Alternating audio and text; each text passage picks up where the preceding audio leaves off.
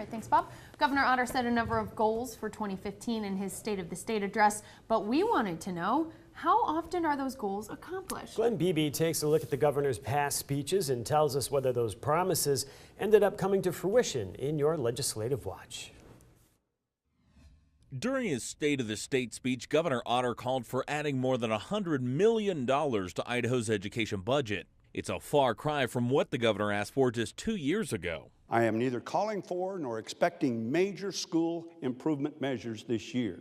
BSU Public Policy Professor John Freeman says the governor's goals outlined in this year's speech are a clear indication of an improving economy. The dialogue seems a little different this year. I hear enhance more, increase. I mean, the economy's doing all right. Revenues are up. Freeman says that much like the president's State of the Union, governors don't always get what they ask for, even in a state where the governor's party controls both houses of the legislature. This was seen in last year's speech when the governor asked for $83 million more in education funding. Making significant start on a multi-year effort to restore funding to public schools that we withheld during the prolonged economic downturn. In the final budget last year, lawmakers only added $66 million.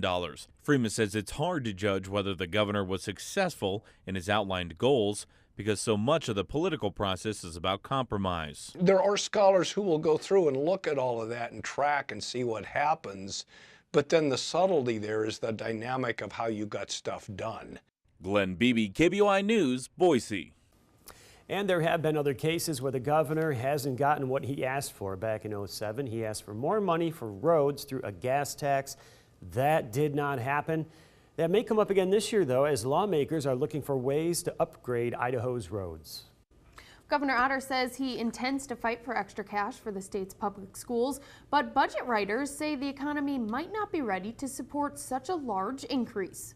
If revenue isn't quite there, we may still be able to do some of the education funding. Maybe not everything, but most of it. The governor's numbers are doable if we're very careful with the other things that perhaps could be in the governor's budget. Lawmakers say the budgets have to be set in writing by mid-February. And one Idaho lawmaker says he intends to hold tax breaks hostage until teachers get a raise. Republican Senator Jeff Sidaway wants starting salaries bumped up to $40 grand a year. Otter has asked lawmakers for a more gradual increase, getting up to $40,000 in 5 years. But Senator Sidaway doesn't want teachers to wait. As the head of the Local Government and Taxation Committee, he does have the power to stop bills related to taxes. And Idaho's Democratic leaders say their plans look an awful lot like the GOP's. They're even praising the governor. We thank him for beginning to understand that a strong investment in our education system will grow Idaho's economy. Despite praising his plan on education, Democrats say they're still calling on the governor to work harder to turn Idaho's economy around. Well, a man accused of going on a deadly shooting spree in Moscow remains in a Washington jail.